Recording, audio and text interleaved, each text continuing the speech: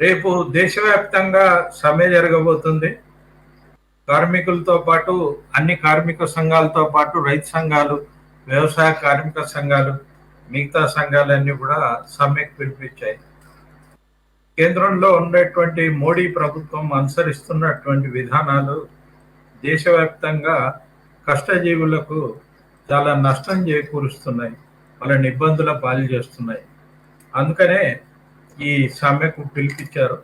ఈ సందర్భంగా ఢిల్లీలో తమ నిరసనను తెలియజేయడానికి వస్తున్నటువంటి పంజాబ్, హర్యానా రైతుల్ని అడ్డుకోవడానికి ఢిల్లీలో చాలా దుర్మార్గంగా ప్రవర్తిస్తున్నారు.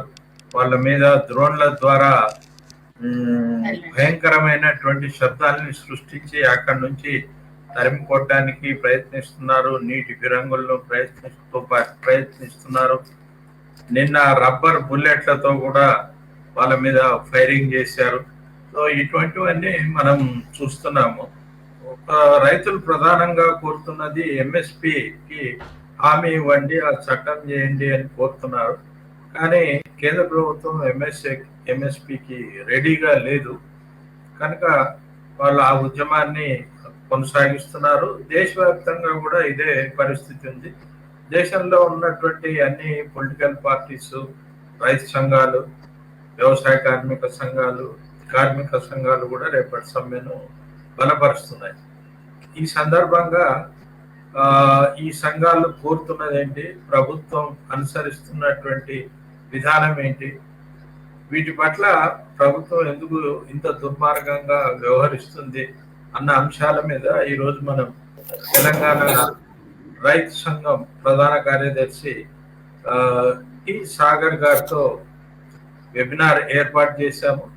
వారు ఒక 40 నిమిషాలు ఈ సమ్మె ఎందుకు చేయవలసి వచ్చింది అనేటువంటి అంశం మీద మాట్లాడతారు. ఆ తర్వాత ప్రశ్నలు వేయదలుచుకున్నటువంటి వాళ్ళు కామెంట్ సెక్షన్ లో తమ ప్రశ్నను నమోదు చేస్తే వాటికి ఆయన సమాధానాలు చెప్తారు. ఇప్పుడు నేను సాగర్ గారిని తన ప్రసంగం ప్రారంభించాల్సిందిగా కోరుతున్నాను. సమన్వయకర్త వినయ్ కుమార్ గారికి, అదే రకంగా ఈ వెబినార్ ని ఆన్లైన్ లో వీక్షిస్తున్నటువంటి వీక్షకులందరికీ పేరు పేరున నమస్కారం. దేశవ్యాప్తంగా మొత్తం జాతీయ స్థాయిలో 500కు పైగా రైతు సంఘాలు, అదే రకంగా కార్మిక సంఘాలు ఐక్యంగా దేశవ్యాప్తంగా గ్రామీణ భారత్ బంద్, అదే రకంగా సమ్మెకు పిలుపునివ్వడం జరిగింది. ఫిబ్రవరి 16వ తేదీ. వాస్తవంగా గతంలో ఎప్పుడు కూడా రైతు సంఘాలన్నీ కలిపి పోరాటం నిర్వహిస్తున్నటువంటి సమయంలో కార్మిక సంఘాలు మద్దతుగా నిలబడేవి. అదే సందర్భంలో రైతు సంఘాలు పోరాటం చేస్తున్నటువంటి సమయంలో కార్మిక సంఘాలు మద్దతుగా నిలబడేవి. ఈ పోయిన సంవత్సరం ఆగస్టు 24వ తేదీన ఒక చారిత్రాత్మకమైనటువంటి సదస్సు ఢిల్లీలో జరిగింది. మొత్తం జాతీయ స్థాయిలో ఉన్నటువంటి రైతు సంఘాలు, కార్మిక సంఘాలు ఏకతాటిపైకి వచ్చి ఆ సదస్సుని నిర్వహించినాయి. ఇది దేశ చరిత్రలో, అంటే ఉత్పత్తి రంగంలో ఉండేటువంటి వాళ్ళు, ఒకవైపు వ్యవసాయ రంగంలో ఆహార ధాన్యాలు, ఇతర అన్ని రకాల ఉత్పత్తులు చేసేటువంటి తరగతి, మరోవైపు పారిశ్రామిక రంగంలో, ఇతర రంగంలో ఉత్పత్తిని ప్రధానంగా చేసేటువంటి దీంట్లో పనిచేస్తున్నటువంటి రైతాంగం కానీ, అదే సందర్భంలో కార్మికులు కానీ ఏకతాటిపైకి వచ్చినటువంటి ఆ చారిత్రాత్మకమైనటువంటి సదస్సు. దాంతో పాటు వ్యవసాయంలో పనిచేస్తున్నటువంటి వ్యవసాయ కూలీలు ఎవరైతే ఉన్నారో ఆ కూలీ సంఘాలన్నీ కూడా దీంట్లో భాగస్వాములుగా ఉన్నాయి. ఈ అంటే మొదటిసారిగా రెండు కలిపి ఇచ్చినటువంటి ఒక చారిత్రాత్మకమైనటువంటి పోరాటం. దీంట్లో ప్రధానంగా ఇప్పుడు రైతాంగం, వినయ్ గారు చెప్పినట్లు రైతాంగం ఢిల్లీ సరిహద్దుల్లో ఈరోజు గత 4 రోజులుగా ఢిల్లీలోనికి రావడానికి ప్రయత్నం చేస్తున్నారు. హోరాహోరీగా పోరాటం కొనసాగుతుంది. ప్రభుత్వం ఆపుతుంది, టియర్ గ్యాస్లు ప్రయోగిస్తుంది, అనేక రకాలుగా బారికేడ్లు వీటన్నిటిని పెట్టి రోడ్లన్నింటిని కూడా ఆపేసినటువంటి పరిస్థితి మనం చూస్తాం. ఇది గతంలో 2019లో రెండోసారి అధికారంలోకి వచ్చిన తర్వాత నరేంద్ర మోడీ ప్రభుత్వం ఆ రోజు కార్పొరేట్ శక్తులకు అనుకూలంగా 3 చట్టాలను తీసుకొని వచ్చింది. ఆ చట్టాలని తీసుకొని వచ్చినటువంటి సందర్భంలో దాదాపు 13 నెలల పాటు ఒక సుదీర్ఘమైనటువంటి పోరాటం కొనసాగింది. తీవ్రమైనటువంటి ఎండ ఉంది, చలి ఉంది, అదే రకంగా వర్షాలు వచ్చినాయి, తెచ్చుకున్నటువంటి ఆహారం అంతా కూడా తడిసిపోయింది, బట్టలు తడిసిపోయినాయి, టెంట్లు తడిసిపోయినటువంటి సందర్భంలో ఆ పోరాటం కొనసాగింది. మరోవైపు ప్రభుత్వం లాఠీచార్జ్ చేసింది, టియర్ గ్యాస్ ప్రయోగించింది, అక్కడ కరెంటు కట్ చేసింది, ఇంటర్నెట్ కట్ చేసింది. అయినా కానీ చలించకుండా పోరాటాన్ని కొనసాగించారు. ఈ పోరాటంలో దాదాపు 750 మంది ప్రాణాలు బలిదానం చేశారు. చివరికి 13 నెలల తర్వాత కేంద్ర ప్రభుత్వం దిగొచ్చి మేము ఈ 3 వ్యవసాయ చట్టాలని వెనక్కి తీసుకుంటాము అని చెప్పి హామీ ఇచ్చారు. హామీ ఇచ్చినటువంటి సందర్భంలో కూడా రైతు సంఘాలన్నీ అడిగినాయి, మీ మీద నమ్మకం లేదు, మీరు రాతపూర్వకంగా ఇవ్వాలనంటే రాతపూర్వకంగా సింగు బార్డర్ కి తీసుకొని వచ్చేసి ఇచ్చింది కేంద్ర ప్రభుత్వం. కానీ కేంద్ర ప్రభుత్వం ఇచ్చినటువంటి ఈ హామీ ఏదైతుందో రాతపూర్వకంగా ఈ 2 సంవత్సరాల కాలంలో ఏవైనా అమలైతాయని చూస్తే అవి ఏవి కూడా ఈ కాలంలో అమలైనటువంటి పరిస్థితి లేదు. అందుకనే మరోసారి పోరాటాన్ని ప్రారంభించాలని చెప్పి రైతు సంఘాలు నిర్ణయం తీసుకుంది. ఆ రోజు హామీ ఇచ్చినటువంటి దాంట్లో లేదు, రైతు సంఘాలన్నీ అడుగుతున్నటువంటి దాంట్లో ప్రధానంగా కనీస మద్దతు ధరల చట్టం చేయమని అడుగుతాం. ఈరోజు ఎంఎస్ స్వామినాథన్ గారికి భారతరత్న బిరుదునిచ్చారు. ఇప్పుడు బిరుదుని ఇవ్వడానికి వ్యతిరేకంగా, కానీ ఆయన ఇచ్చినటువంటి, ఆయన చేసినటువంటి సూచన, ఆయన చేసినటువంటి సిఫార్సు ఏదైతుందో కనీస మద్దతు ధరలకు చట్టబద్ధత కావాలని చెప్పాడు. అది కూడా కనీస మద్దతు ధరలు అంటే ఇప్పుడు నిర్ణయిస్తున్నాం కదా అని కూడా చాలా మంది ఆర్గ్యుమెంట్ చేస్తున్నారు. ఇప్పుడు నిర్ణయిస్తున్నటువంటి ధరలే అసంబద్ధంగా ఉన్నాయి, రైతాంగానికి ఉపయోగపడే విధంగా లేవు.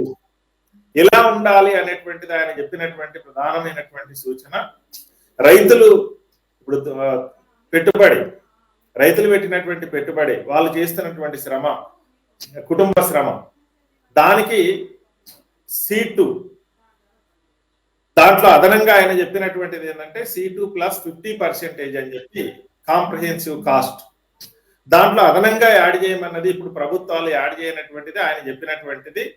రైతులు పెట్టినటువంటి పెట్టుబడి ఏదైతుందో ఆ పెట్టుబడి మీద ఎప్పుడైనా ఒక పరిశ్రమ పెట్టినప్పుడు ఆ పరిశ్రమకు పెట్టినటువంటి పెట్టుబడి మీద వడ్డీ కూడా కలిపినే పెట్టుబడిని లెక్కేస్తుంది.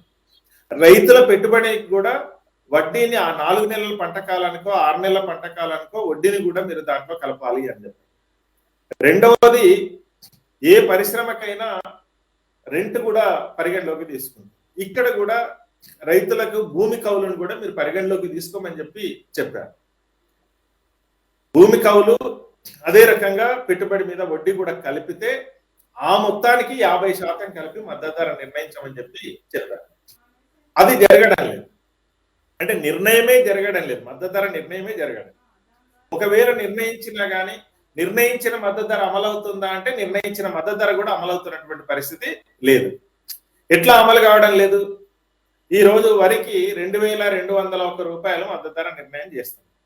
కానీ ఈరోజు ప్రభుత్వం కనుక కొనుగోలు చేయకపోతే బయట ప్రైవేట్ రైస్ మిల్లుల దగ్గర 1600, 1700, 1500కు కొనుగోలు చేస్తుంది. ఇంకా కొన్ని ఉత్తర భారతదేశంలో బీహార్ లాంటి రాష్ట్రంలో అయితే 1000-1200 కూడా క్వింటాలు కొనుగోలు చేస్తాం. ఈ సందర్భంలో తక్కువ కంటే ప్రభుత్వం నిర్ణయించినటువంటి మద్దతు ధర కంటే తక్కువ కొనుగోలు చేస్తే వాళ్ళ మీద ఏ రకమైనటువంటి యాక్షన్ తీసుకునేటువంటి పరిస్థితి ఈరోజు లేదు. అందుకనే కనీస మద్దతు ధరలకు చట్టబద్ధత కావాలని ఈరోజు రైతు సంఘాలని అడుగుతుంది. అంటే ₹1 తక్కువ కొన్న వాళ్ళ మీద చట్ట ప్రకారం యాక్షన్ తీసుకునేటువంటి అవకాశం ఉంటుంది. ఆ రకమైనటువంటి కనీస మద్దతు ధరలకు సంబంధించినటువంటి చట్టబద్ధత కావాలని చెప్పి ఈరోజు రైతు సంఘాలన్నీ అడుగుతాం. వారు హామీ ఇచ్చారు, ఓ కమిటీ వేస్తామని అన్నారు. ఆ కమిటీ 29 మందితో కమిటీని వేస్తే 26 మందిని కార్పొరేట్లకు, సంస్కరణలకు అనుకూలంగా ఉన్న వాళ్ళని పెట్టుకొని కేవలం 3కు మాత్రమే రైతు సంఘాల ప్రతినిధులకు అవకాశం ఇస్తామని చెప్పి చెప్పారు. ఇక ఆ వేసినటువంటి కమిటీ ఏం నిర్ణయం చేస్తుంది? మెజారిటీగా 26 మంది కార్పొరేట్లకు అనుకూలంగా ఉన్నటువంటి వాళ్ళని పెట్టుకున్న తర్వాత అనివార్యంగా అది కార్పొరేట్లకు అనుకూలంగానే నిర్ణయం జరుగుతుంది. అందుకనే సంయుక్త కిసాన్ మోర్చా, దేశవ్యాప్తంగా ఉన్నటువంటి రైతు సంఘాలన్నీ అడిగినటువంటిది ఏంటంటే దీన్ని మేము బైకాట్ చేస్తున్నామని చెప్పారు. కానీ తర్వాత కూడా రైతు సంఘాల దగ్గర చర్చించడం కానీ ఒక కమిటీని వేయడం కానీ ఇప్పటిదాకా కేంద్ర ప్రభుత్వం నుంచి ఆ ప్రయత్నం జరగలేదు. ఇప్పుడు మళ్ళీ ఎన్నికలు వస్తుంది. ఈ సందర్భంలో కనీసం ఇచ్చినటువంటి రాతపూర్వకంగా ఇచ్చినటువంటి హామీలు ఏవైతున్నావో ఆ హామీలు కూడా మీరు నెరవేర్చలేదు. కాబట్టి వాటిని అమలు చేయమని చెప్పి ఈరోజు మళ్ళీ రైతాంగం ఆందోళన ప్రారంభం చేసింది. రెండవది, ఈ దేశంలో రైతుల ఆత్మహత్యల పరంపర కొనసాగుతుంది. నరేంద్ర మోడీ ప్రభుత్వం వచ్చిన తర్వాత, అధికారంలోకి వచ్చిన తర్వాత ఈ 10 ఏళ్ల కాలంలో ఏటా 10,000 నుంచి 13,000 మంది దాకా రైతుల ఆత్మహత్యలు జరుగుతుంది. ఇందులో కౌలు రైతుల యొక్క ప్రస్తావన లేదు, వ్యవసాయ కూలీల యొక్క ప్రస్తావన లేదు, దీని మీద ఆధారపడుతున్నటువంటి చేతి వృత్తుల వాళ్ళ యొక్క ప్రస్తావన లేకుండానే ఇంతమంది ఆత్మహత్యలు చేసుకుంటున్నారు. ఇంకా ఇది మనం చెప్పేటువంటి లెక్క లేదు, రైతు సంఘాలు లేదా వేరే వాళ్ళు ఇతర రాజకీయ పార్టీలు ప్రతిపక్షాలు చెప్పేటువంటిది కాదు, కేంద్ర సంస్థలు చెప్తున్నటువంటి లెక్క, ఎన్సీఆర్బి రిపోర్టు చెప్తున్నటువంటి లెక్క. ఇది ఇంతమంది రైతుల ఆత్మహత్యలు జరుగుతుంది. దీనికి ఈ దేశవ్యాప్తంగా ఉన్నటువంటి రైతు సంఘాలు అడిగినటువంటి మాట ఏంటంటే, కేరళ తరహాలో ఒక రుణ విమోచన చట్టం దేశవ్యాప్తంగా తీసుకురామని అడుగుతారు. ఇందులో చాలా స్వచ్ఛంద సంస్థలు ఉన్నాయి. ఇంకా మళ్ళీ చాలా మంది ఏమనుకుంటారంటే అక్కడ వామపక్షాలు చేసినాయి ఆ చట్టాన్ని కావాలని అడుగుతున్నాయి. వామపక్షాలుగా ఉన్న మొత్తం భారతదేశంలో ఉన్నటువంటి చట్టంలో రైతుల ఆత్మహత్యల నివారణకు ఉపయోగపడేటువంటిది కేరళ ప్రభుత్వం చేసింది. అది ఇప్పుడున్నటువంటి భారతదేశంలో ఉన్నటువంటి దాంట్లో బెటర్ గా ఉంది. దాన్ని ఆ రకమైనటువంటి చట్టాన్ని ఇంకా మెరుగ్గా తెలిస్తే సంతోషం, కానీ ఆ రకమైనటువంటి చట్టాన్ని తీసుకురమ్మని చెప్పి ఈరోజు దేశవ్యాప్తంగా ఉన్నటువంటి రైతు సంఘాలు అడుగుతారు. అంటే ఈ దేశానికి అన్నం పెడుతున్నటువంటి అన్నదాత ఎంత ఇష్టంగా ప్రేమిస్తున్నటువంటి వ్యవసాయాన్ని, కుటుంబాన్ని మొత్తం వదిలేసి ఏ చెప్పడానికి తీసుకొచ్చినటువంటి ఆ పురుగు మందులు ఉన్నావో ఆ పురుగు మందుల్ని తాగి ఆత్మహత్యలు చేసుకుంటున్నటువంటి పరిస్థితి ఈ రోజు దేశంలో ఉంది. కాబట్టి వాటిని నివారించే బాధ్యత ప్రభుత్వానికి ఉందా లేదంటే ఆ రకమైనటువంటి ప్రయత్నం ఈ కాలంలో ఒక్కటి కూడా చేయలేదు కేంద్ర ప్రభుత్వం. పైగా రాతపూర్వకంగా ఇచ్చినటువంటి హామీలో మేము రైతు సంఘాలతో మాట్లాడకుండా, రైతు ప్రతినిధులతో మాట్లాడకుండా విద్యుత్ సవరణ బిల్లుని పార్లమెంట్ లో పెట్టామని చెప్పారు. కానీ రైతు సంఘాలతో మాట్లాడటం కానీ, రైతు సంఘాల ప్రతినిధులతో చర్చించడం కానీ ఏమీ చేయకుండా విద్యుత్ సవరణ బిల్లుని పార్లమెంట్ లో పెట్టారు. ఏమైతుంది? ఇప్పుడు విద్యుత్ సవరణ బిల్లుని కనుక అమలైతే ట్రాన్స్మిషన్స్ తో సహా ఇప్పటికీ ఉత్పత్తి చాలా ప్రైవేట్ సంస్థలు చేస్తున్నాయి. ఇప్పుడు సోలార్ లో చేస్తున్నాయి, హైడల్ చేస్తున్నాయి, థర్మల్ చేస్తున్నాయి, తర్వాత విండ్ చేస్తున్నాయి, ఈ రకరకాల పవన విద్యుత్ ఉత్పత్తి చేస్తున్నాయి ప్రైవేట్ సంస్థలు ఉన్నాయి. ట్రాన్స్మిషన్ మాత్రం దేశవ్యాప్తంగా చూసినప్పుడు ఒక బాంబే నగరంలో మాత్రమే ట్రాన్స్మిషన్ కొంత ప్రైవేట్ రంగంలో ఉంది. మొత్తం దేశవ్యాప్తంగా ప్రభుత్వ రంగంలోనే ఈరోజు విద్యుత్ ఉంది. ఇంకా కొద్దిమంది అనుకుంటారు ఇది కేవలం రైతాంగానికి మాత్రమే నష్టం జరుగుతుందేమో, రైతులకు ఉచిత విద్యుత్ ఇస్తున్నాయి కొన్ని రాష్ట్రాలలో, ఇప్పుడు విద్యుత్ ప్రైవేటీకరణ జరిగితే ఈ బిల్లు అమలైతే రైతాంగానికి నష్టం జరుగుతుంది అనుకుంటున్నారు. కానీ రైతాంగానికి మాత్రమే నష్టం కాదు, యావత్ భారత ప్రజానీకానికి, ముఖ్యంగా పేద మధ్యతరగతి వర్గానికి ఒక తీవ్రమైనటువంటి నష్టాన్ని కలిగిస్తుంది. అందుకనే దాన్ని వ్యతిరేకిస్తున్నాం. ఎట్లా ఉంటది? ఇప్పుడు మనం ఫోన్ రీఛార్జ్ చేసుకున్నట్లు, లేదు టీవీకి కేబుల్ రీఛార్జ్ చేసుకున్నట్లు 28వ రోజు రాగానే ఆటోమేటిక్ గా అది ఆగిపోతుంది. ఫోన్ అయినా, ఇప్పుడు టీవీ కేబుల్ అయినా. అదే రకంగా రేపు కరెంట్ కూడా మనం రీఛార్జ్ చేసుకోకపోతే అదే రకమైన కరెంట్ కట్ అయ్యేటువంటి పరిస్థితి ఏర్పడుతుంది. అది కూడా ఉత్పత్తి మీద, ట్రాన్స్మిషన్ ఛార్జీల మీద ఏదైతే లాభం కావాలనో ఆ రకంగా వేసుకుంటుంది. ఇప్పుడు క్రాస్ సబ్సిడీ అనేటువంటిది గృహాలకు కూడా లేకుండా పోతుంది. అప్పుడు అనివార్యంగా ఇప్పుడు 200 యూనిట్ల లోపు విద్యుత్తుని కాల్చేటువంటి ఉపయోగించేటువంటి వాళ్ళకు ఎంత 200-300 రూపాయల బిల్లు వస్తే అది 1000 నుంచి 1200 రూపాయలకు పోతుంది. అంటే ఒకేసారి 800 నుంచి 1000 రూపాయల దాకా అదనపు భాగం ప్రతి కుటుంబం మీద పడుతుంది. ఆ బిల్లుని తీసుకొచ్చి పెట్టారు. అందుకనే రైతాంగానికి ఇచ్చినటువంటి హామీలలో పూర్తిగా వాటన్నింటినీ ఇచ్చినటువంటి హామీలను విస్మరించి ఈరోజు వాటిని అమలు చేయడం కోసం కేంద్ర ప్రభుత్వం పూనుకుంటుంది. మరోవైపు ఈరోజు రైతు సంఘాలు అన్ని అడుగుతున్నటువంటి దాంట్లో ఈరోజు పంటలు తీవ్రమైనటువంటి నష్టం జరుగుతుంది. అకాల వర్షాలు వస్తున్నాయి, వడగళ్ల వాన వస్తుంది, కరువులు వస్తున్నాయి, తర్వాత వరదలు వస్తున్నాయి, తుఫానులు వస్తున్నాయి. వీటి వల్ల పంట నష్టం జరుగుతుంది. మరోవైపు అడవి జంతువుల ద్వారా కూడా ఒక తీవ్రమైనటువంటి పంట నష్టం జరుగుతుంది. ఇప్పుడు అడవి పందుల ద్వారా నష్టం జరుగుతుంది, నెమళ్ళ ద్వారా నష్టం జరుగుతుంది. ఇప్పుడు మన ఉత్తర తెలంగాణ లాంటి చోట్లయితే కోతుల బెడద వల్ల కొన్ని పంటల్లోనే ఒక కంప్లీట్ మార్పు చేసేశారు. అంటే కోతులు పాడు చేయనటువంటి పంటలు ఏమున్నాయో చూసుకొని వాటిని వేయాల్సినటువంటి పరిస్థితి ఏర్పడ్డది. ఇట్లాంటి పరిస్థితులలో వాటికి బీమా కావాలనేటువంటిది మనం అడుగుతాం, రైతు సంఘాలన్నీ అడుగుతాం.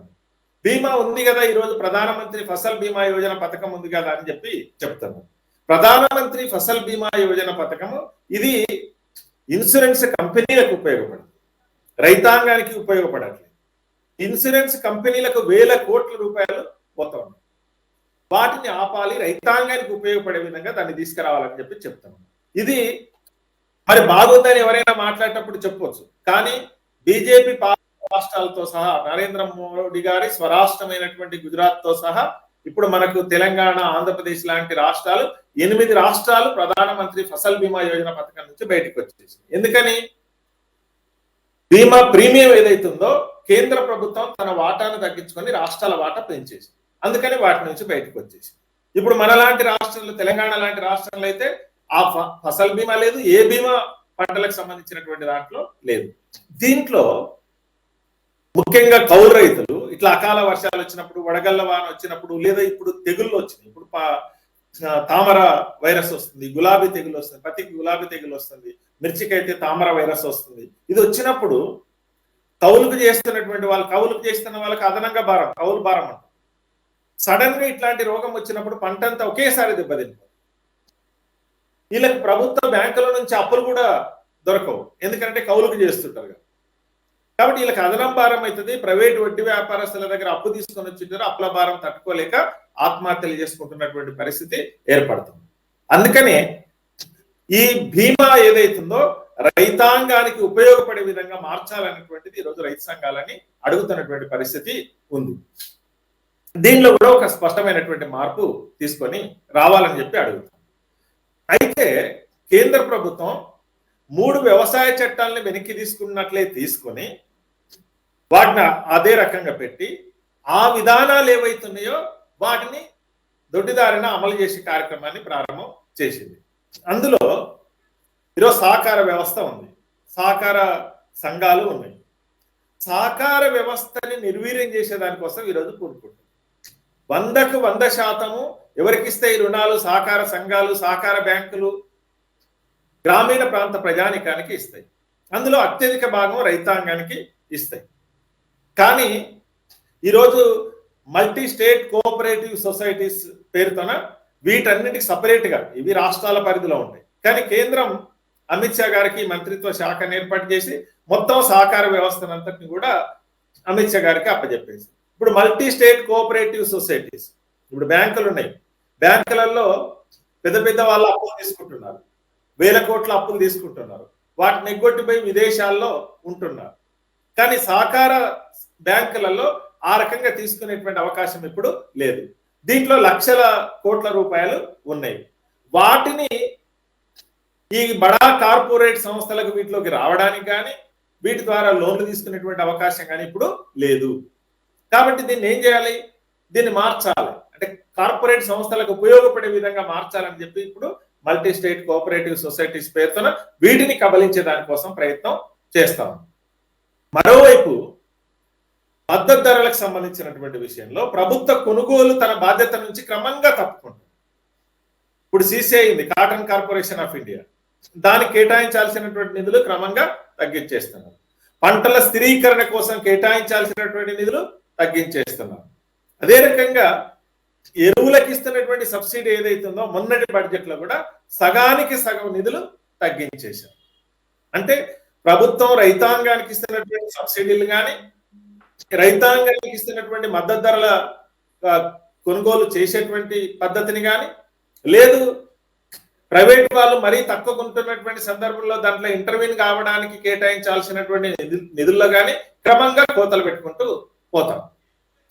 ఇది అంటే ఒకవైపు వ్యవసాయ చట్టాలను వెనక్కి తీసుకున్నట్లే పార్లమెంట్ లో క్షమాపణ చెప్పారు, వెనక్కి తీసుకున్నట్లే తీసుకొని అవే విధానాల్ని దొడ్డిదారిన అమలు చేసే దానికోసం ఈరోజు ప్రయత్నం చేస్తాం. అంటే సబ్సిడీల్లో కొత్త పెడుతున్నారు, పంటల కొనుగోలుకు సంబంధించినటువంటి వాటి నుంచి క్రమంగా తన బాధ్యత నుంచి తప్పుకుంటున్నటువంటి పరిస్థితి మనకు కనబడుతుంది. ఇది ఒకవైపు రైతాంగాన్ని వ్యవసాయాన్ని పూర్తిగా కార్పొరేట్ శక్తులకు కట్టబెట్టే దానికోసం ప్రయత్నం చేస్తాం. మరోవైపు కౌలు రైతుల యొక్క సంఖ్య క్రమంగా పెరుగుతా ఉంది. 30% దాకా పెరిగింది ఇప్పుడు కౌలు. ఇంకా క్రమంగా పెరుగుతుంది తప్ప వాటి తగ్గేటువంటి పరిస్థితి లేదు. కానీ వాళ్ళకి ఏ గ్యారంటీ లేదు. మోడల్ యాక్ట్ అని చెప్పి ఒక నీతి ఆయోగ్ వాళ్ళు తీసుకొచ్చారు, దాన్ని మళ్ళీ పెండింగ్ లో పెట్టారు. వాళ్ళకి ఏ రక్షణ లేదు కౌలు రైతులకు సంబంధించి. అది దాన్ని మూవ్ చేసినట్లే చేశారు, మళ్ళీ దాన్ని ఆపేశారు. దాంతో పాటు వ్యవసాయ రంగానికి అనుబంధంగా ఉండి వ్యవసాయంలోనే పనిచేస్తున్నటువంటి వ్యవసాయ కూలీలు, ఆ కూలీలకు సంబంధించినటువంటి దాంట్లో కూడా ఈరోజు ఉపాధి హామీ పథకం, ఇప్పుడు కరోనా లాంటి ఒక తీవ్రమైనటువంటి ఇబ్బందికరమైనటువంటి పరిస్థితి వచ్చినప్పుడు గ్రామీణ ప్రాంతాలలో వ్యవసాయం తర్వాత అత్యధిక మందికి ఉపాధిని చూపించినటువంటిది గ్రామీణ ఉపాధి హామీ పథకం. అది పట్టణాల నుంచి గ్రామాలకు వలస వెళ్ళినటువంటి వాళ్ళు, అంటే రివర్స్ వలసలు వచ్చినటువంటి వాళ్ళందరూ తిరిగి గ్రామాలకు వెళ్ళిపోయినటువంటి సందర్భంలో ఆ 2 సంవత్సరాల కాలంలో అత్యధిక మందికి ఉపాధిని చూపించింది ఇది. కానీ దీనికి కూడా నిధులో కోత క్రమంగా కోత పెట్టుకుంటూ వస్తా ఉన్నాం. ఇప్పుడు అదే పని చేశారు. కాబట్టి వ్యవసాయ కార్మికులకు సంబంధించినటువంటి దాంట్లో కనీసం ఉపాధి దొరికేటువంటి, ఇప్పుడు వ్యవసాయంలో యాంత్రీకరణ జరిగిన తర్వాత వ్యవసాయంలో పని దినాలు తగ్గిపోయినాయి. దానికి కాస్త ఉపశమనం కల్పించగలిగినటువంటిది గ్రామీణ ఉపాధి హామీ పథకం. దాన్ని ఈరోజు దేశవ్యాప్తంగా ఉన్నటువంటి సంయుక్త కిసాన్ మోర్చా, కార్మిక సంఘాల ఐక్య కార్యాచరణ కమిటీ అడుగుతున్నది ఏంటి?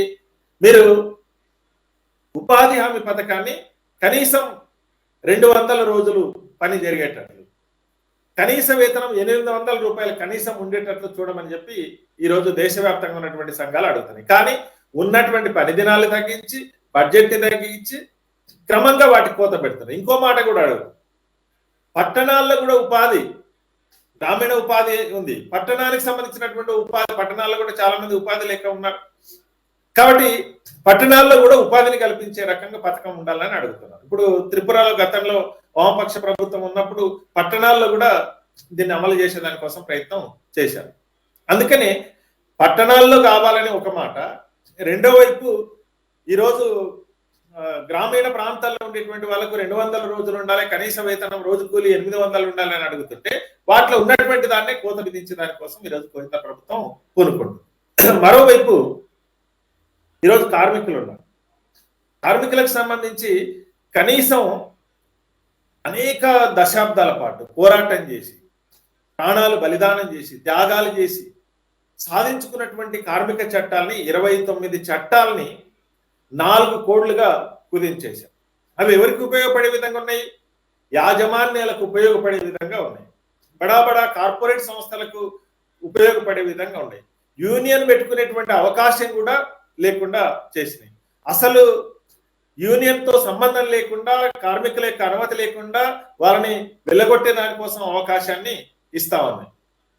అందుకనే కేంద్ర ప్రభుత్వం బడా కార్పొరేట్ సంస్థలకు, యాజమాన్యాలకు అనుకూలంగా ఉండేటువంటి విధానాలు అవలంబిస్తుంది తప్ప కార్మిక వర్గంగా ఈ ఉత్పత్తిలో కీలకమైనటువంటి భూమిక పోషిస్తున్నటువంటి వారు.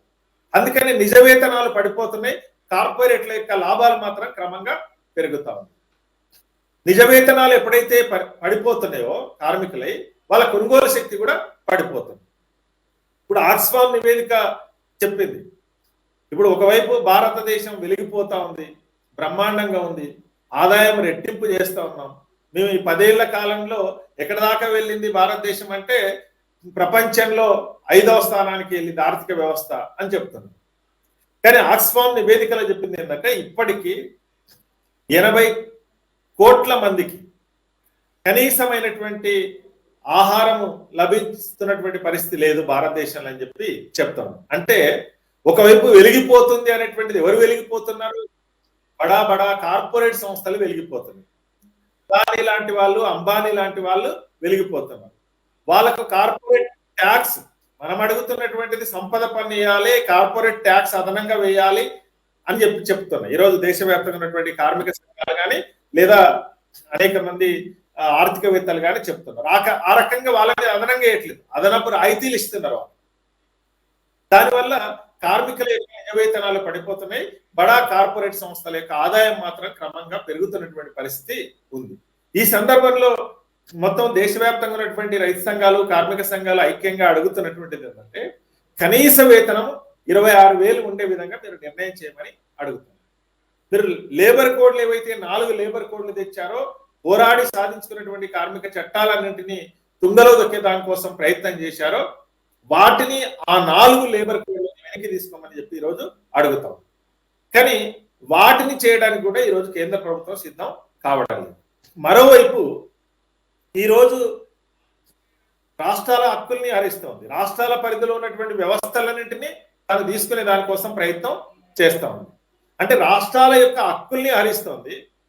మరోవైపు ఈ 10 సంవత్సరాల కాలంలో చూసినప్పుడు నిత్యావసర వస్తువుల ధరలన్నీ కూడా క్రమంగా పెరుగుతున్నటువంటి పరిస్థితి ఉంది. వీటిని ఆపడానికి ఏమైనా ప్రయత్నం చేస్తారా అంటే వీటిని ఆపేటువంటి ప్రయత్నం ఏది కూడా చేయడం లేదు. ఏం ప్రయత్నం చేస్తున్నారు? కనీసం మీరు చేయదలుచుకుంటే ఇప్పుడు రాష్ట్రాలను అడుగుతున్నారు, కానీ మీరు చేయాల్సినటువంటిది ఏంటి? ఇప్పుడు పెట్రోల్ డీజిల్ మీద మీరు విధిస్తున్నటువంటి సుంకం ఏదైతుందో దాన్ని కొంత తగ్గించుకోగలిగింది. ఇప్పుడు అంతర్జాతీయ స్థాయిలో 2014లో వీళ్ళ అధికారంలోకి వచ్చినప్పుడు ఉన్నటువంటి క్రూడ్ ఆయిల్ ధర ఆ రోజు ఉన్నటువంటి ధర కూడా ఈరోజు లేదు. అయినా పెట్రోల్ డీజిల్ ఛార్జీలు పెరుగుతూనే ఉన్నాయి. దీని ఫలితంగా అన్ని రకాల ఆహార వస్తువుల మీద దీని ప్రభావం పడతా ఉంది. కాబట్టి వీటిని నియంత్రణ చేయాల్సినటువంటి అవసరం ఉంది. అంటే ప్రజలందరికీ సంబంధించినటువంటి ఇబ్బంది పడుతున్నటువంటి పరిస్థితి ఉంది. దీన్ని నియంత్రణ చేయాల్సినటువంటి అవసరం ఉంది అనేటువంటి అంశాన్ని కూడా మనం దృష్టిలో పెట్టుకోవాలి. తర్వాత ఈరోజు మొత్తం దేశవ్యాప్తంగా ఉన్నటువంటి రైతు సంఘాలు, కార్మిక సంఘాలు అన్ని అడుగుతున్నటువంటి దాంట్లో మీరు ఇచ్చినటువంటి హామీ ఏంటి? నిరుద్యోగితని తగ్గిస్తామని చెప్పి చెప్పారు. ఏటా 2 కోట్ల మందికి ఉపాధిని కల్పిస్తామని చెప్పి చెప్పారు. కానీ ఏటా 2 కోట్ల మందికి ఉపాధిని చూపించకపోగా ఉన్నటువంటి ఉపాధి అంతా కూడా కరోనా కాలం కావచ్చు, ఆర్థిక సంక్షోభం కావచ్చు, మీరు అనుసరిస్తున్నటువంటి విధానాల ఫలితంగా లక్షలాది పరిశ్రమలు మూతబడినటువంటి ఫలితంగా ఉన్నటువంటి ఉపాధిని కోల్పోయారు తప్ప అదనంగా ఉపాధి వచ్చినటువంటి పరిస్థితి లేదు. కానీ మీరు మాటలు మాత్రం బ్రహ్మాండంగా చెప్తున్నారు, ఉపాధిని కల్పిస్తామని చెప్పారు, ఉద్యోగాలు ఇస్తామని చెప్పారు. కానీ కేంద్ర ప్రభుత్వ రంగ సంస్థల్లో ఉన్నటువంటి ఖాళీలను కూడా మీరు ఇప్పుడు భర్తీ చేయలేదు. పైగా దేశ చరిత్రలోనే మొదటిసారిగా సైన్యాన్ని కూడా ప్రైవేటీకరణ చేసే విధంగా ఇప్పుడు వీరుల్ని తీసుకొని వచ్చేసారు. అంటే అక్కడ కూడా కాంట్రాక్ట్ పద్ధతి. ఒక సైనికులు దేశాన్ని రక్షించాల్సినటువంటి సైనికుల్ని కూడా కాంట్రాక్ట్ పద్ధతిలో నియమించేటువంటి విధానాన్ని తీసుకొని వచ్చింది. ఇది ఒక దుర్మార్గమైనటువంటి చర్య. ఇది అంటే ఈ దేశానికి రక్షణగా నిలబడుతున్నటువంటి సైనికుల్ని కూడా నువ్వు కాంట్రాక్ట్ పద్ధతిలో నియమించిన తర్వాత ఇంకా నీవు చెప్తున్నటువంటి దేశభక్తి కానీ, దేశ రక్షణ కానీ ఇంకెక్కడ ఉంటుంది అనేటువంటిది మనకు స్పష్టంగా కనబడతాం. అంటే సైన్యానికి కావాల్సినటువంటి వస్తువుల్ని కొనాల్సినటువంటి వాటిని ప్రైవేటీకరణ చేశారు. కానీ ఈ నియామకాలను కూడా కాంట్రాక్ట్ పద్ధతిలో చేయడం అనేటువంటిది ఏదైతుందో ఇది దుర్మార్గమైనటువంటి చర్య. దాంతో పాటు ఈరోజు అన్ని తరగతుల ప్రజానికానికి సంబంధించి అన్ని తరగతుల ప్రజానికం మీద భారాలు పడతాం. మీరు ఇచ్చినటువంటి హామీలు ఏముంది? ఫస్ట్ ఎన్నికల సందర్భంగా బ్లాక్ మనీ ఉంది, బ్లాక్ మనీని అంతా తీసుకొని వచ్చేసి ఈరోజు ఇక్కడ పంచుతాము, కుటుంబానికి 15 లక్షల రూపాయలు వస్తాయని చెప్పారు. కానీ కనీసమైనటువంటి పారదర్శకత కూడా లేకుండా ఈరోజు సుప్రీంకోర్టు తీర్పు వచ్చింది. ఎన్నికల బాండ్లు ఉన్నాయి. ఎన్నికల బాండ్లలో అత్యధికమైనటువంటి డబ్బులు 6,000 కోట్లకు పైగా ఎవరికి వచ్చినాయి అంటే కేంద్రంలో అధికారంలో ఉన్నటువంటి బీజేపీ పార్టీకి నిధులు వచ్చాయి. ఎన్నికల బాండ్లు ఇప్పుడు ఇచ్చినటువంటి వాళ్ళ పేరు ఉండదు, తీసుకున్న వాళ్ళ పేరు ఉండదు. అంటే దేనికి తోడ్పడుతుందని సుప్రీంకోర్టు చెప్పింది. ఈరోజు క్విడ్ ప్రోకో దీనికి తోడ్పడుతుంది. మీరు ఎన్నికల బాండ్లు ఇచ్చినటువంటి ఏ కంపెనీ అయితే ఉంటుందో, ఏ బడా కార్పొరేట్ సంస్థ ఉంటుందో వాళ్ళకి అనుకూలంగా మీరు నిర్ణయాలు చేస్తారు. ఇది నల్లధనాన్ని ఆపడానికి తోడ్పడేటువంటిది కాదు, అవినీతిని ఆపడానికి తోడ్పడేటువంటిది కాదు, ఇది దాన్ని ప్రోత్సహించేటువంటిదే. తక్షణం వివరాలన్నింటినీ బయటికి తీసుకురావాలి, ఎన్నికల కమిషన్కి ఇవ్వాలి, వాటిని ఎన్నికల కమిషన్ వెబ్సైట్ లో పెట్టాలని చెప్పి ఈరోజు సుప్రీంకోర్టు డైరెక్షన్ ఇచ్చింది. దీని మీద అంటే స్పష్టంగా కేంద్రంలో అధికారంలో ఉన్నటువంటి బీజేపీ ప్రభుత్వం, నరేంద్ర మోడీ గారి నాయకత్వంలో ఉన్నటువంటి ప్రభుత్వం బడా కార్పొరేట్ సంస్థలకు ఉపయోగపడేటువంటి విధానాలను అవలంబిస్తుంది అనేటువంటిది స్పష్టంగా కనబడుతుంది. దీన్ని ఎట్లా అర్థం చేసుకోవాలి? అనేక మంది మేధావులు ఉన్నారు, విద్యావంతులు ఉన్నారు. ఏ రకంగా వ్యవహరిస్తుంది? బడా కార్పొరేట్లకు అనుకూలంగా రైతాంగానికి వ్యతిరేకం, వ్యవసాయ కూలీలకు వ్యతిరేకం, నిరుద్యోగులకు వ్యతిరేకం, కార్మికులకు వ్యతిరేకం, కానీ బడా కార్పొరేట్ సంస్థలకు మాత్రం అనుకూలంగా ఉంటారు. మరోవైపు ఈరోజు ఒక తీవ్రమైనటువంటి దాడులు జరుగుతా ఉన్నాయి. మహిళల మీద తీవ్రమైనటువంటి దాడులు, ఈ కాలంలో దాడులు పెరిగిపోయినాయి. చిన్నపిల్లల నుంచి మొదలుకొని పెద్దవాళ్ళ దాకా అత్యాచారాలు జరుగుతూ ఉన్నాయి. వాటిని నియంత్రించడంలో వైఫల్యం ఉంది. కేంద్ర మంత్రులుగా ఉన్నటువంటి వాళ్ళే వీటి మీద అనేక రకాలుగా కామెంట్లు చేస్తున్నటువంటి పరిస్థితి ఉంది. మరోవైపు దళితుల మీద దాడులు జరుగుతున్నాయి. గతంలో ఎప్పుడు లేనంత విధంగా ఈరోజు దాడులు దళితుల మీద పెరిగిపోతున్నటువంటి పరిస్థితి ఉంది. అదే రకంగా మైనార్టీల మీద కూడా దాడులు. మైనార్టీల మీద ఎంత దుర్మార్గంగా ఉందంటే, పశువుల్ని తీసుకొస్తున్నటువంటి రైతుల మీద కూడా ఆ రకమైనటువంటి మైనార్టీ రైతులుగా ఉన్నటువంటి వాళ్ళ మీద కూడా దాడులు చేశారు. ఆ రకంగా చంపేశారు. అంటే వీళ్ళకి ఏ రకమైనటువంటి హక్కు ఉంది అంటే వాళ్ళని ఏమి పట్టించుకునేటువంటి పరిస్థితి లేదు. పైగా మహిళల మీద దాడులు చేస్తున్నటువంటి వాళ్ళు, మైనార్టీల మీద దాడులు చేస్తున్న వాళ్ళు, దళితుల మీద దాడులు చేస్తున్న వాళ్లకు రక్షణగా ఈరోజు కేంద్రంలో అధికారంలో ఉన్నటువంటి బీజేపీ ప్రభుత్వం నిలబడుతున్నటువంటి పరిస్థితి ఉంది.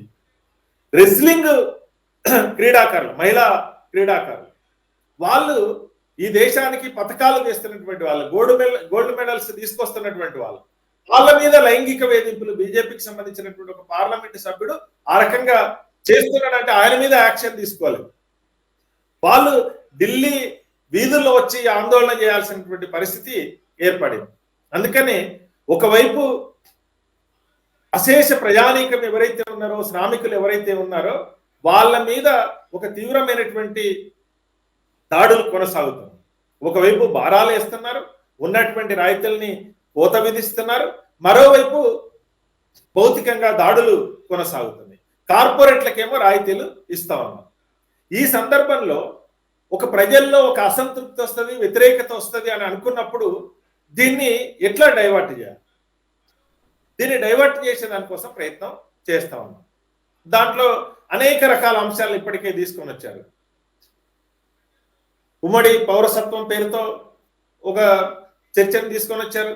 దానికి ఒక నిర్దిష్టమైనటువంటి ప్రతిపాదన వాళ్ళు ఏం పెట్టారు, కానీ దీనికి అనుకూలమా వ్యతిరేకమా ఆ రకమైనటువంటి చర్చని తీసుకొచ్చేసి నువ్వు అనుకూలమైతే దాన్ని సమర్థించాలి, లేదంటే నువ్వు దేశద్రోహి లేదా మైనార్టీలకు అనుకూలం, ఈ రకమైనటువంటి వాదన తీసుకొచ్చేసి కార్నర్ చేసేటువంటి ప్రయత్నం చేస్తున్నారు. మరోవైపు ఈరోజు భక్తికి సంబంధించినటువంటి విషయాలు, భక్తి అదే వ్యక్తిగతమైనటువంటిది, నమ్మకమైనటువంటిది వ్యక్తిగతమైనటువంటి, ఎవరైనా ఏ దేవుడినైనా పూజించుకోవచ్చు. కానీ స్వయాన ఒక ప్రధానమంత్రిగా ఉన్నటువంటి వ్యక్తి ఆ రకమైనటువంటి కార్యక్రమానికి ఒక మతానికి సంబంధించినటువంటి కార్యక్రమానికి పూనుకొని ఆ సెంటిమెంట్ ద్వారా లాభపడేటువంటి ప్రయత్నం ఈరోజు చేస్తుంది. అంటే ప్రజల్లో వస్తున్నటువంటి అసంతృప్తి, వ్యతిరేకత ఏదైతే ఉందో దాన్ని పక్కదోవ పట్టించే దానికోసం దాన్ని పక్కదోవ పట్టించి దాని ద్వారా ఒక ప్రజల్లో ఉండేటువంటి నమ్మకాన్ని ఉపయోగించుకొని ఎన్నికల్లో లబ్ధి పొందేటువంటి ప్రయత్నం చేస్తున్నారు. అందుకనే ఈరోజు కార్మిక వర్గం కానీ, రైతాంగం కానీ, వ్యవసాయ కూలీలు కానీ, లేదా అన్ని రకాల ప్రజా సంఘాలు కానీ ఏకతాటిపైకి వచ్చి ఉన్నాయి. ఈరోజు కేవలం రైతులు, కార్మికులు మాత్రమే కాదు, మొత్తం దేశంలో ఉండేటువంటి అన్ని రకాల ప్రజా సంఘాలు కూడా దీంట్లో భాగస్వాములు అయి ఉన్నారు. ఏ రాజకీయాలతో సంబంధం లేకుండా స్వచ్ఛంద సంస్థలు కూడా భాగస్వాములు అయి ఉన్నారు. దాంతో పాటు రేపు జరుగుతున్నటువంటి గ్రామీణ భారత్ బంద్, అదే రకంగా ఈ సమ్మెకు సంబంధించినటువంటి విషయంలో ఇప్పటికే తెలంగాణ రాష్ట్ర వ్యాప్తంగా కూడా అన్ని రకాల ప్రజా సంఘాలు మద్దతు ప్రకటించున్నాయి, ప్రత్యక్షంగా పాల్గొంటామని చెప్పినాయి. దాంతో పాటు రాజకీయ పార్టీలకు కూడా మేము అప్పీల్ చేశాం.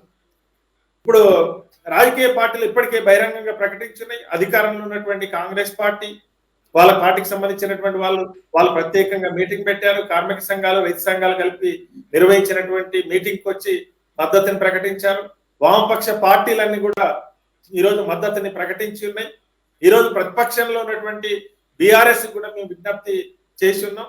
ఈరోజు దేశంలో నరేంద్ర మోడీ ప్రభుత్వం అనుసరిస్తున్నటువంటి రైతు వ్యతిరేక, కార్మిక వ్యతిరేక, ప్రజా వ్యతిరేక విధానాల మీద ఒక సమరశంఖం పూరించే దానికోసం ఈరోజు ప్రజా సంఘాలన్నీ సన్నద్ధమై ఉన్నాయి. మీరు నిజంగానే కేంద్రంలో అధికారంలో ఉన్నటువంటి నరేంద్ర మోడీ ప్రభుత్వం వాళ్ళు అనుసరిస్తున్నటువంటి విధానాలకు వ్యతిరేకంగా ఉంటే మీరు కూడా బహిరంగంగా మద్దతు ప్రకటించమని అడిగి ఉన్నాం. అన్ని రకాల శ్రేణులు కూడా వచ్చేసి బహిరంగంగా పాల్గొని ఈ సమ్మె గ్రామీణ బంద్లో భాగస్వాములు అవుతామని చెప్పి ఆశిస్తున్నాం. ఆ రకంగా కింది స్థాయి దాకా ఇప్పుడు రాష్ట్ర కేంద్రంలో రేపు ఇందిరా పార్క్ దగ్గర మహా ధర్నా కార్యక్రమం జరుగుతుంది, ప్రదర్శనలు జరుగుతాయి. అన్ని రకాల సామాజిక శక్తులు కూడా ఇప్పుడు కార్మిక సంఘాలు, రైతు సంఘాలు, ప్రజా సంఘాలు, అన్ని రకాల సామాజిక సంఘాలు కూడా దీంట్లో భాగస్వాములు అవుతున్నారు. రాజకీయ పార్టీలు కూడా అక్కడ జరిగేటువంటి కార్యక్రమానికి ఆహ్వానించున్నాం. వాటితో పాటు అన్ని జిల్లా కేంద్రాలు, మండల కేంద్రాలు, గ్రామీణ ప్రాంతం ఇప్పటికే కొన్ని గ్రామాలలో ట్రాక్టర్లు, వాహనాలతో ర్యాలీలు కొనసాగుతున్నాయి. రేపు కూడా గ్రామాల్లో వాహనాలు, ట్రాక్టర్లతో ర్యాలీలు నిర్వహించి ఉదయం పూటనే మండల కేంద్రాల్లో కూడా ర్యాలీలు జరుగుతాయి. ఆ గ్రామీణ బంద్లో వీళ్ళందరూ కూడా వ్యాపారాలు చేసుకునేటువంటి వాళ్ళందరూ కూడా సహకరించాలని చెప్పి విజ్ఞప్తి చేస్తున్నాం. అదే సందర్భంలో జిల్లా కేంద్రాల్లో కూడా అదే రకమైనటువంటి తరహాలో ప్రదర్శనలు జరుగుతాయి. అందరూ కూడా అన్ని తరగతుల ప్రజానీకము, విజ్ఞాన మేధావులందరూ కూడా దీంట్లో మద్దతుగా నిలబడి సహకరించాలని చెప్పి సందర్భంగా విజ్ఞప్తి చేస్తాం. థ్యాంక్ యూ సాగర్ గారు. నేను మాట్లాడింది మీకు వినపడుతుందిగా? ఓకే. అయితే ఒక ప్రశ్న ఏంటంటే, ఢిల్లీ సరిహద్దుల్లో రైతుల ఆందోళనని ఇంతగా అణిచివేయడానికి కేంద్ర ప్రభుత్వం ఎందుకు ప్రయత్నిస్తుంది? రోడ్ల మీద మేకులు కొట్టడం, వాళ్ళ మీద ఈ శబ్ద యంత్రాన్ని ప్రయోగించడం, రబ్బర్ బుల్లెట్లు. ఈ రోజు ఏం జరిగిందో ఇంకా తెలియదు మనకి, కానీ కేంద్ర ప్రభుత్వం చాలా సీరియస్ గా వాళ్ళ మీద దాన్ని విచ్ఛిన్నం చేయడానికి ప్రయత్నం చేస్తుంది. ఎందుకని కేంద్ర ప్రభుత్వం అటువంటి చర్యలకు పూనుకుంటుంది?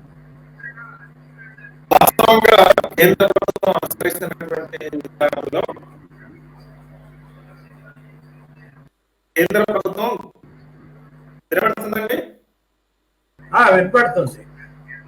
కేంద్ర ప్రభుత్వం గతంలో కూడా వాళ్ళు ఒకటే వైఖరిని తీసుకొని ఉన్నారు. వీళ్ళతో చర్చించి సమస్యల్ని పరిష్కారం చేయాలనేటువంటి దిశగా కాకుండా నిర్బంధం ద్వారా, ఇప్పుడు రైతాంగాన్ని, ఇప్పుడు హోంశాఖ సహాయ మంత్రి అజయ్ కుమార్ మిశ్రా ఉన్నాడు, ఆయన కొడుకు ఆశీష్ కుమార్ మిశ్రా ఉన్నాడు. అదే అక్కడ నిరసన వ్యక్తం చేస్తున్నటువంటి రైతుల మీదకి డైరెక్ట్ గా వాహనాన్ని ఎక్కిస్తే 4 రైతులు, ఒక విలేకరి అక్కడికక్కడే చనిపోయినటువంటి పరిస్థితి ఉంది. అంటే నిర్బంధం ద్వారానే రైతుల యొక్క ప్రశ్నించేటువంటి వాళ్ళు ఏం చేస్తారు, ఆ రోజు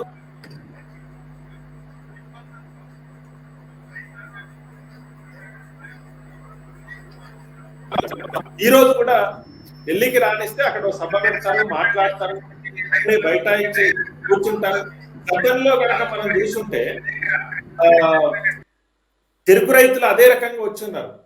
ఇప్పుడు బోట్స్ క్లబ్ దగ్గర దాదాపు 5 లక్షల మంది ఉన్నారు.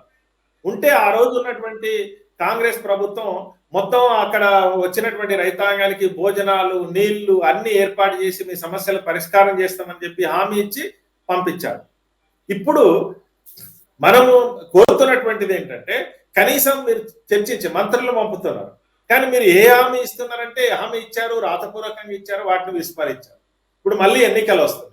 అందుకని ఈరోజు రైతాంగము, వ్యవసాయ కార్మికులు, కార్మిక వర్గం అంతా తీసుకున్నటువంటి ఏకాభిప్రాయంతో ఉన్నటువంటి నిర్ణయం ఏంటంటే, రేపు వచ్చేటువంటి జనరల్ ఎన్నికల్లో రేపు 16వ తేదీ నాడు కనుక ఒక నిర్ణయాన్ని కేంద్ర ప్రభుత్వం స్పష్టంగా ప్రకటించకపోతే వచ్చేటువంటి జనరల్ ఎన్నికల్లో ఈ ప్రభుత్వాన్ని గద్దె దింపడానికి కూడా మనం సన్నద్ధం కావాలనేటువంటి నిర్ణయాన్ని తీసుకొని ఉంది. కానీ ప్రభుత్వం మాత్రం తన విధానాన్ని నిర్బంధం ద్వారా, గతంలో మనం చూసాం ఏం లాఠీ చార్జ్ చేశారు, నెట్ ఫిరంగులు ప్రయోగించారు, టియర్ గ్యాస్ ప్రయోగించారు, అంత అన్ని రకాలుగా కేసులు పెట్టిన్నారు. ఇప్పుడు హర్యానా, పంజాబ్ లాంటి రాష్ట్రాల్లో చూస్తే కేసులు పెట్టిన్నారు. వాటిని కేసుల్ని కూడా ఎత్తేయమనేటువంటిది ఈరోజు అడుగుతాం. చనిపోయినటువంటి 750 మంది కుటుంబాలకు కనీసం వాళ్ళకి ఎక్స్గ్రేస్ చేయమని అడిగారు. దాన్ని కూడా కేంద్ర ప్రభుత్వం చేస్తున్నటువంటి పరిస్థితి లేదా. అందుకనే వాళ్ళ నిర్బంధం ద్వారానే ఈ పోరాటాన్ని అణచాలన్నటువంటి లక్ష్యంతో ఉన్నారనేటువంటిది స్పష్టంగా కనబడుతుంది.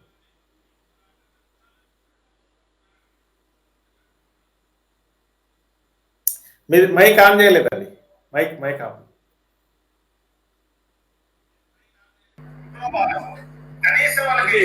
కనీస మద్దతు ధర ప్రకటించడానికి కేంద్ర ప్రభుత్వం ఇంతగా ఎందుకు భయపడుతుంది? వాస్తవంగా కనీస మద్దతు ధరలకు నిర్ణయించి చట్టబద్ధత కల్పిస్తే కనుక రైతాంగానికి ఉపయోగం జరుగుతుంది. వీళ్ళు ఆత్మహత్యలు ఆగుతాయి. కొన్ని కొనుగోలు శక్తి యాక్చువల్ గా 52% మంది దాకా వ్యవసాయం మీదనే ఆధారపడి ఈరోజు జీవిస్తున్నారు. వాళ్ళందరి యొక్క కొనుగోలు శక్తి పెరుగుతుంది. వీళ్ళ కొనుగోలు శక్తి కనుక పెరిగితే దేశ ఆర్థిక వ్యవస్థలో కూడా ఒక మార్పు వస్తుంది. ఇప్పుడు పారిశ్రామిక అభివృద్ధి కూడా జరుగుతుంది. కానీ ఆ దిశగా ఆలోచన చేయటం లేదు. ఎట్లా తీసి దీన్ని వ్యవసాయాన్ని బడా కార్పొరేట్ సంస్థలకు కట్టబెట్టాలనేటువంటి ప్రయత్నమే తప్ప వాళ్ళు నిల్వ చేసుకునేటువంటి అవకాశం లేదు ఈరోజు ఇప్పుడు ఉన్నటువంటి చట్టాల ప్రకారం. అందుకని 55లో ఉన్నటువంటి చట్టాన్ని కూడా మార్చి 55లో నిత్యావసర వస్తువుల నియంత్రణ చట్టం ఏదైతుందో దాన్ని కూడా మార్చేసి ఈరోజు సవరణ చట్టాన్ని తీసుకొని వచ్చారు. అంటే నిల్వ చేసుకునేటువంటి అవకాశం ఇప్పటికే బడా కార్పొరేట్ సంస్థలు ఈ రంగంలోనికి వచ్చున్నాయి. ఇప్పుడు బేయర్ లాంటి సంస్థ వచ్చింది, టాటా వచ్చింది, అదాని వచ్చింది. మనకు వాడుతున్నటువంటి నూనెలు తీసుకున్న, ఇప్పుడు గోధుమ పిండి తీసుకున్న, ఇట్లాంటి వాటన్నిటిలోకి వీళ్ళందరూ వచ్చారు. ఇప్పుడు ఫార్చ్యూన్ అదాని కంపెనీ నూనె ఉంది, తర్వాత ఐటీసీ వాళ్ళు ఇప్పుడు గోధుమ పిండి వచ్చింది, ఆశీర్వాద్, ఇట్లాంటివన్నీ కూడా బడా బడా కార్పొరేట్ సంస్థలు ఈ రంగంలోకి వచ్చింది. అంటే వాళ్ళు ఒకేసారి నిల్వ ఉంచుకొని, అంటే పెద్ద మొత్తంలో నిల్వ ఉంచుకోవాలి, వాళ్ళు ఎగుమతులు చేసుకోవాలి, రైతుల దగ్గర కారు చౌక కొనుగోలు చేయాలి. ఆ రకంగా నిర్ణయించి చట్టబద్ధత కనిస్తే ఈ బడా కార్పొరేట్ సంస్థలు ఇప్పుడు గోధుమలు కొనాలనుకోండి, గోధుమలు నిర్ణయించినటువంటి చట్టబద్ధత వస్తే ఆ చట్టం ప్రకారమే కొనుగోలు చేయాల్సి వస్తుంది. ఇప్పుడు కూరగాయలతో సహా అన్ని కారు చౌకగా కార్పొరేట్ సంస్థలు కొనేస్తున్నాయి. వాళ్ళు వాటిని ప్రాసెస్ చేసి ఎగుమతులు చేసుకుంటున్నారు. ఇప్పుడు ఏ ఆటంకము లేదు. దిగుమతులు కూడా ఇప్పుడు మనకు ఆయిల్ లక్షల కోట్ల విలువ చేసేటువంటి ఆయిల్ని విదేశాల నుంచి దిగుమతి చేసుకుంటారు. మళ్ళీ ఎవరు చేసుకుంటారు? ఈ బడా కార్పొరేట్ సంస్థలు చేసుకుంటే మనకు అత్యధిక ధరకు అమ్ముతాయి. కాబట్టి కార్పొరేట్ల యొక్క లాభాలు చూస్తున్నారు తప్ప ఈ దేశభక్తి గురించి చాలా మంది మాట్లాడతారు. ఈ దేశ ఆర్థిక వ్యవస్థ బలపడడానికి కూడా నువ్వు కనీస మద్దతు ధరలు అమలు చేయగలిగితే అది పెరుగుతుంది. కానీ ఆ రకంగా కాకుండా కార్పొరేట్ల ప్రయోజనాలు మాత్రమే ఈరోజు కేంద్రంలో అధికారంలో ఉన్నటువంటి బీజేపీ ప్రభుత్వం చూస్తాం. అంటే కార్పొరేట్ల వల్ల రైతులకు గిరాకీ పెరగడం కాకుండా కార్పొరేట్ల వల్ల రైతులకి నష్టం జరుగుతుంది. అది తక్కువ ధరల్లో వాళ్ళు కొనడానికి అవకాశం ఏర్పడుతుంది. ఎందుకంటే రైతులకు ఆ శక్తి లేకుండా శక్తిహీనంగా తయారవుతాయి కార్పొరేట్లు ప్రవేశించిన తర్వాత. ఇప్పుడు మార్కెట్లు అనేటువంటివి కూడా లేకుండా పోయి నేరుగా వాళ్ళే కొన్న తర్వాత ఇదంతా కూడా రైతులు ఎక్కువ నష్టపోతారు. ఒకవైపునేమో ఇది అభివృద్ధి సూచకంగా కనపడుతుంటుంది, కానీ ఆచరణలేమో రైతులు ఎక్కువ నష్టపోతున్నారు అని మీరు చెప్పదలిచారా? అవునండి, ఖచ్చితంగా రైతాంగానికి నష్టం చేస్తుంది, కార్పొరేట్లకు లాభం చేస్తుంది. పైగా ఈ దేశానికి నష్టం కేవలం రైతాంగానికి మాత్రమే కాదు, వినియోగదారులకు కూడా. ఇప్పుడు మీరు బియ్యం తీసుకోండి, వడ్లకి ఎంత 2203 రూపాయలు మద్దతు ధర ఉంది. ఇప్పుడు మనకు హైదరాబాద్ లో ఫైన్ క్వాలిటీ బియ్యము 60 నుంచి 70 రూపాయల దాకా ఉన్నాయి. ఫైన్ క్వాలిటీ ప్రీమియం క్వాలిటీ బియ్యం 60 నుంచి 70 రూపాయల దాకా ఉంది. నువ్వు ఇప్పుడు ఉన్నటువంటి కార్పొరేట్లే కనుక వస్తే ఇంకా బియ్యం అందుబాటులో ఉండవురా. సామాన్య మధ్యతరగతి ప్రజానీకానికి నీవు కూరగాయలు కానీ, పండ్లు కానీ, ఆహార ధాన్యాలు కానీ అందుబాటులో లేకుండా పోయేటువంటి రైతాంగానికి లాభం ఉండదు, వినియోగదారులకు కూడా లాభం ఉండదు. ఎవరికి లాభం ఉంటుంది అంటే బడా బడా కార్పొరేట్ సంస్థలకు లాభం ఉంటుంది. ఇప్పుడు చిన్న చిన్న మన కిరాణా షాపులు లేదా చిన్న చిన్న ఇప్పుడు కొంచెం పెద్ద సైజులో ఉండేటువంటివి అన్ని కూడా మూతపడి పోతాయి. మొత్తం రిటైల్ రంగంలోకి అందరికి కూడా ఆహార ధాన్యాలు, ఆహార వస్తువులు అన్నిట్లో కూడా వాళ్ళు వచ్చేస్తారు. అందుకే అది ఆటంకంగా ఇప్పుడు ఉన్నటువంటి చట్టాలు, అందుకనే మార్చాలని వాళ్ళు. ఇప్పుడు ఎన్నికల బాండ్ల గురించి మీరు ప్రస్తావించారు. ఏ కంపెనీ ఎన్ని బాండ్లు పొందో ఎవరికి తెలియదు, కానీ బీజేపీకి మాత్రం మొత్తం కొనుగోళ్లలో 80% బాండ్స్ బీజేపీకి వచ్చాయి, మిగతా 20% అన్ని పార్టీలకు వచ్చినాయి. సో ఈ బాండ్ల కొనుగోలుకు దీనికి ఏదన్నా లింక్ ఉందా? ఎంఎస్సి ప్రకటించకపోవడానికి, ఎంఎస్సికి అంగీకరించకపోవడానికి ఈ ఎన్నికల బాండ్లకు కూడా ఏదన్నా లింక్ ఉందా? మీరు ఎందుకని దాన్ని ప్రస్తావించారు? వాస్తవంగా ఇప్పుడు ఇప్పుడు అదాని కంపెనీ ఉంది. అదాని కంపెనీ ఆయన బాండ్లు కొనుక్కొని ఇప్పుడు బీజేపీకి ఇస్తున్నాడు. ఇప్పుడు ఆయననే ఈరోజు ఫార్చ్యూన్ ఆయిల్ తీసుకొచ్చి ఆయన చేస్తున్నాడు. ఇప్పుడు ఐటీసీ వాళ్ళు ఉన్నారు, వాళ్ళు బాండ్లు కొనుక్కొని వీళ్ళకు ఇస్తారు. ఇవన్నీ చేయగలిగినప్పుడు ఖచ్చితంగా ఆ బాండ్ల రూపంలో ఏవైతే డబ్బులు వాళ్ళు తీసుకున్నారో ఆ బాండ్ల రూపంలో తీసుకున్నటువంటి డబ్బులకు ఖచ్చితంగా వాళ్ళకి సేవ చేయాల్సిందే. వాళ్ళ దగ్గర తీసుకున్నారు ఎన్నికలకు డబ్బులు కాబట్టి వాళ్ళకి అనుకూలంగా నిర్ణయాలు చేయాలి. అది ఖచ్చితంగా ఈ ఎన్నికల బాండ్లకు సంబంధించినటువంటి దాంట్లో కూడా లింక్ ఉంది. అనేక రకాలుగా కార్పొరేట్లతో పూర్తిగా మిలాఖత్ అయి ఉన్నటువంటి పరిస్థితులలో కేంద్ర ప్రభుత్వం గతంలో ఎన్నడూ లేని విధంగా యాక్చువల్ గా కనీసం ఓట్ల కోసమైన కొన్ని నిర్ణయాలు తీసుకునేవాళ్ళు. మొన్నటి బడ్జెట్ లో చూస్తే ఇప్పుడు ఎన్నికల బడ్జెట్ కొంచెం రాయితీలు ఉంటాయేమనుకుంటే ఎరువుల సబ్సిడీ తీసేశారు, మద్దతు ధరలు లేవు, ఉపాధి హామీ లేదు. కనీసం ప్రధానమంత్రి స్కీమ్ కింద వస్తున్నటువంటి రైతులకు పెట్టుబడి వస్తున్నటువంటిది కిసాన్ సమ్మాన్ ఏదైతుందో అది రైతు సంఘాలు అడుగుతున్నాయి 18,000కి పెంచమని అడుగుతారు. కనీసం 8,000 చేస్తారేమో ఎన్నికలకు ముందు అని అనుకున్నారు. అది కూడా చేయలేదు, 6,000 మాత్రమే అది ఆశించుకుంటుంది. ఏ రకంగా చేయమని చెప్పి పార్లమెంట్ లో ప్రకటించేశారు. అంటే కార్పొరేట్ల ప్రయోజనాల కోసం ఎవరి యొక్క ప్రయోజనాలైనా పణంగా పెట్టడానికి సిద్ధంగా కేంద్ర ప్రభుత్వం ఉంది. అది క్లియర్ గా కనబడుతుంది. మీరు ఇంకో మాట చెప్పారు, ఈ సహకార రంగంలో చాలా లక్షల కోట్ల రూపాయల నిధులు ఇంకా ఉన్నాయి, దీన్ని అప్పగించడానికే పెద్ద సంస్థలకు అప్పగించడానికే ఈ అమిత్ షాని తీసుకొచ్చి అదంతా కూడా అమిత్ షా కిందికి తీసుకెళ్లారు అని చెప్పారు. కనుక దీన్ని ఇట్లా కనుక ఉంటే దేశంలో సహకార రంగం అనేది సహకార రంగంగా ఉండబోదు. ఈవెన్ కేరళ లాంటి రాష్ట్రంలో కూడా సహకార రంగం తన అనుకునేటువంటి పనిని చేయగలిగినటువంటి అవకాశం ఉండదు. రైతులకు కానీ ఏ సామాజిక వర్గానికైనా కూడా ఈ సహకార రంగం అనేది చాలా ఉపయోగకరంగా ఉంటుంది.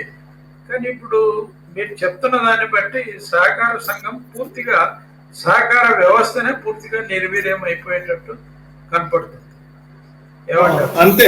ఇప్పుడు కేరళలో ఉన్నటువంటి సహకార వ్యవస్థ ఆ రాష్ట్రం పరిధిలో ఉంది. ఇప్పుడు రాష్ట్ర ప్రభుత్వానికి అవసరమైనటువంటి లోను ఆ సహకార ఇప్పుడు కేంద్రం సహకరించట్లేదు నిధులకు సంబంధించిన విషయం.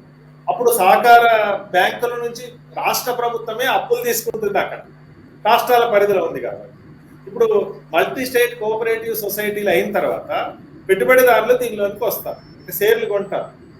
ఎప్పుడైతే పెట్టుబడిదారులు దీనిలోకి ఎంటర్ అవుతారో కంప్లీట్ గా ఇక్కడ ఉండేటువంటి డబ్బులన్నింటినీ వాళ్ళు కాజేస్తారు. బ్యాంకులలో ఏ రకంగానైతే చేస్తున్నారో పెద్ద పెద్ద బ్యాంకులు ఉన్నాయి, వాళ్ళు వేల కోట్ల రూపాయలు తీసుకుంటున్నారు, విదేశాలకు వెళ్ళిపోతారు.